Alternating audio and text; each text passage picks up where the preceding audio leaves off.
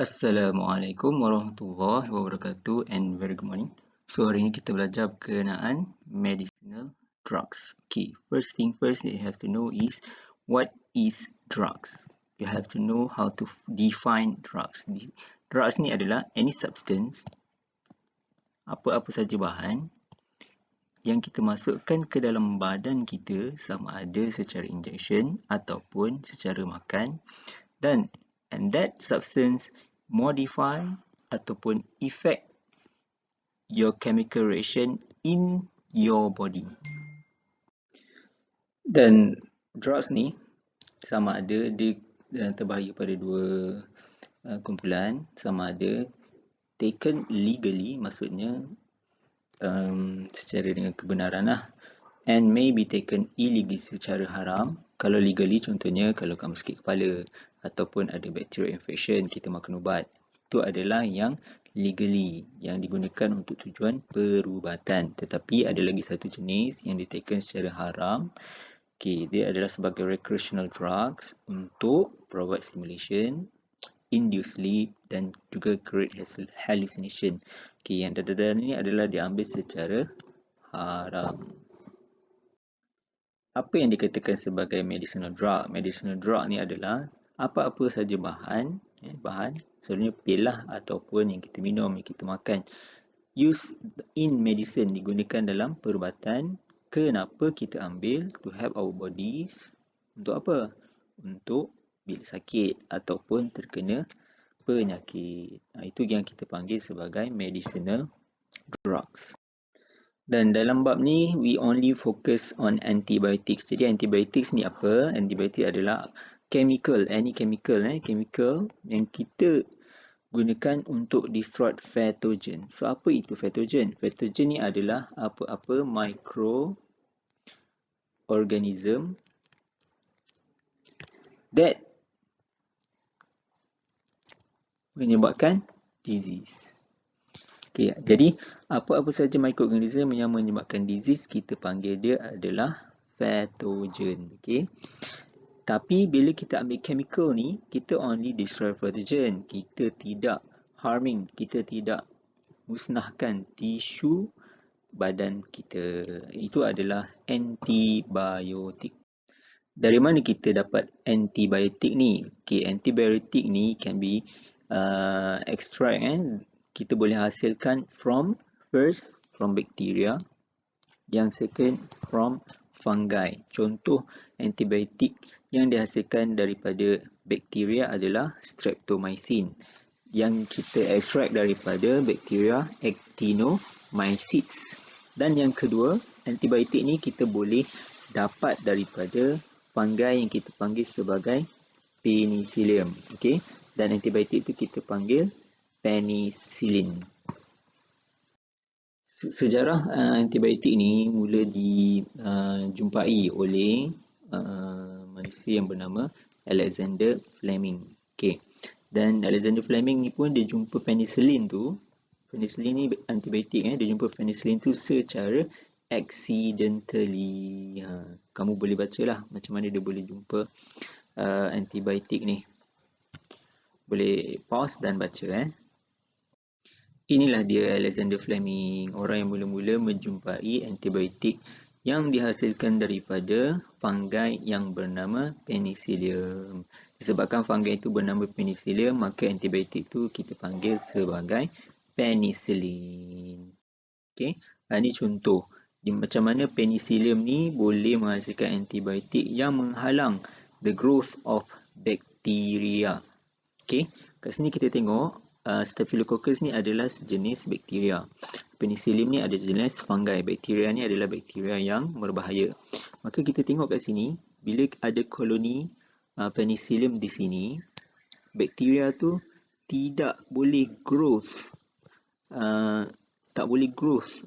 Di kawasan berdekatan dengan penicillium. Kenapa?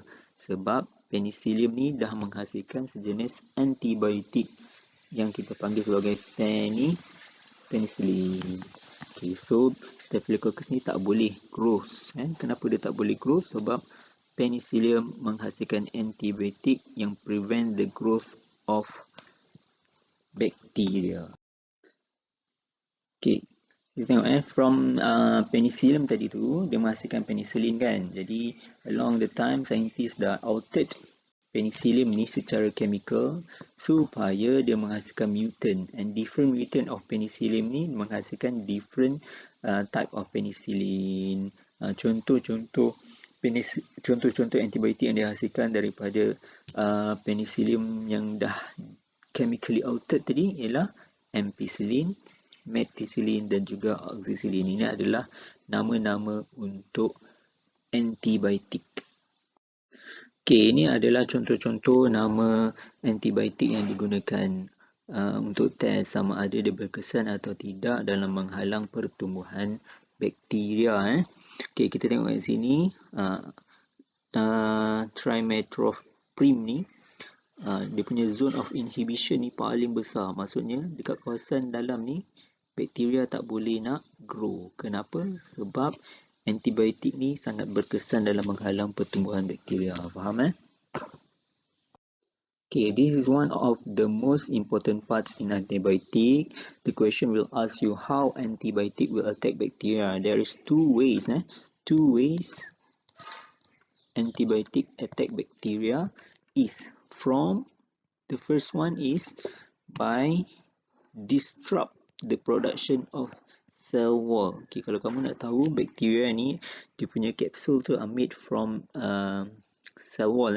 Jadi antibiotik ni dia akan disrupt production of cell wall, so the bacteria tu cannot reproduce.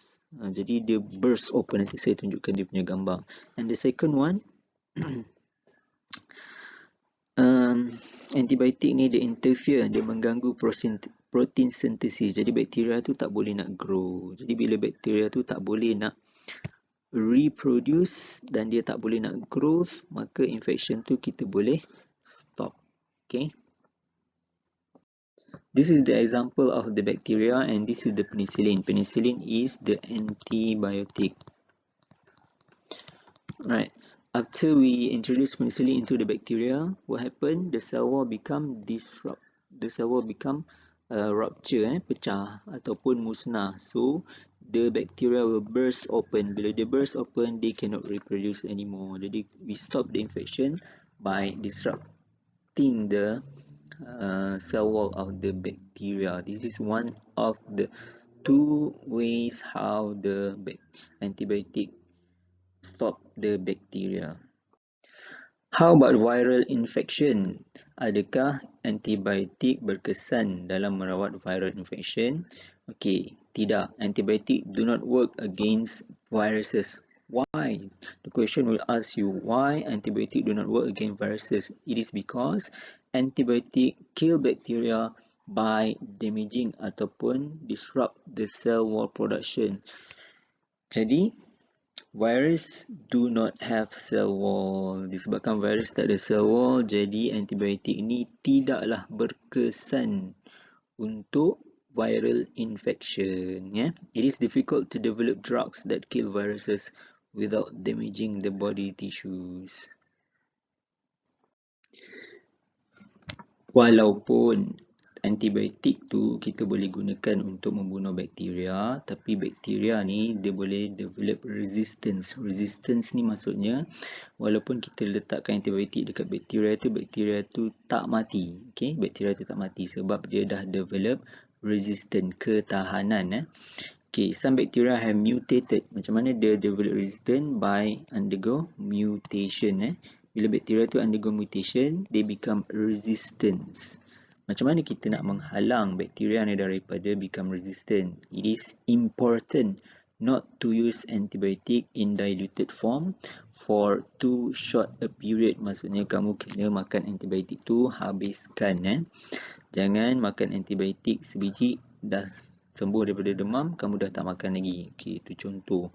Bila kamu tak habiskan antibiotik, bacteria can develop resistance towards the antibiotic. Okay, these practices lead to a build-up of resistant population of bacteria. Okay, what practices? Ini dia. If you use antibiotic in diluted form for too short a period of time, the bacteria will develop resistant population. Okay, the drug resistant can be passed from harmless bacteria to pathogen. Daripada bakteria tu harmless, tak membahayakan badan kamu, dia boleh jadi pathogen. Apa maksud pathogen tadi? They can cause disease. Okay, sekarang kita tengok how the bacteria can develop resistance towards the antibiotic that you eat. First, because you does not complete the course of your antibiotic. Bila kamu tak habiskan antibiotik yang kamu makan, some of the bacteria, ada bakteria yang dah expose terhadap antibiotik tu tadi, not be killed, tak mati. Dia dah expose kepada antibiotik tapi dia tak mati. Jadi bila dia tak mati, they become survivor. And that survivor will develop drug resistant mutant. Dia jadi drug resistant. Dan bila mutant ni tadi reproduce, dia reproduce daripada banyak-banyak ni, contohnya pada banyak-banyak bakteria ni tadi, bila kamu kenakan antibiotik, some of the bacteria will die, dia akan mati. Tapi sebabkan kamu tak complete your antibiotic, they might be one survivor. They might be one survivor, and this survivor become resistant towards the antibiotic. Kenapa? Sebab kamu tak habiskan antibiotik tu tadi. And mutant ni tadi, bila dia reproduce, dia akan menghasilkan offspring. Dia akan menghasilkan offspring yang dah jadi resistant terhadap kamu punya antibiotik. So, bila kamu gunakan antibiotik yang sama, they will become less effective. Faham tak? Okay, bakteria yang dah jadi resistance tu kita panggil sebagai MRSA. Bukan MRSM tau. MRSA ni adalah Methicillin-resistance Staphylococcus aureus. Staphylococcus ni adalah nama bakteria tu.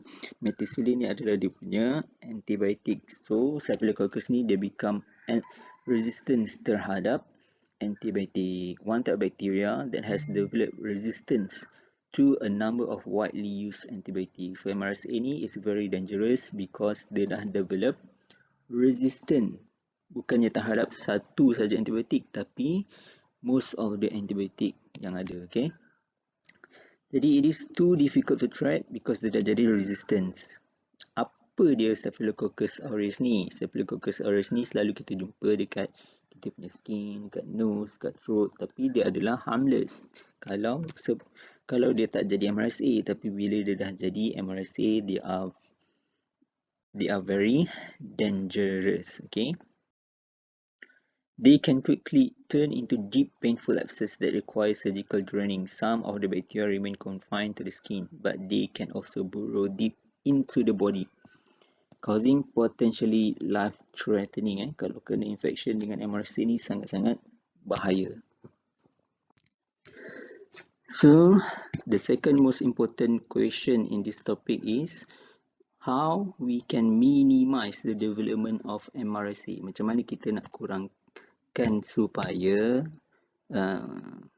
MRSA ni tidak wujud. Okay, supaya tak ada bakteria MRSA ni. Okay. Doktor now have to be much more cautious. Doktor ni kena lebih cautious on prescribing antibiotic. Selalunya doktor akan bagi antibiotik bila kamu memerlukan sahaja. Dia tak adalah semua penyakit dia bagi antibiotik. Okay, kenapa doktor bagi antibiotik terhadap pasien yang memerlukan sahaja? Kerana dia nak reduce, nak kurangkan risk of resistant strain developing. Untuk reducekan MRSA ni daripada terjadi. Jadi sebagai patient, apa yang kita boleh buat? Kita boleh, pertama, kalau dapat antibiotik kena habiskan. Okay, kena complete the course of antibiotic. And the second thing we can do is using antibiotic only when essential. Ada dua cara. Yang pertama ialah kena completekan antibiotik yang dapat. Yang kedua, kena guna antibiotik only when essential. Essential ni gunakan antibiotik bila perlu sahaja, bila doktor bagi sahaja. Bukannya bila sakit sikit kamu ambil antibiotik mak ataupun adik kamu. Faham? Okey, ini adalah contoh-contoh gambar jangkitan daripada MRSA tadi. Okey, agak bahaya kan? Okey, jadi itu saja topik kita untuk hari ini, 15.2 medicinal drugs. Tolong tulis nama kamu dekat ruangan komen dan bagi tahu kalau ada soalan, boleh beritahu dekat komen. Okay, thank you very much. Assalamualaikum.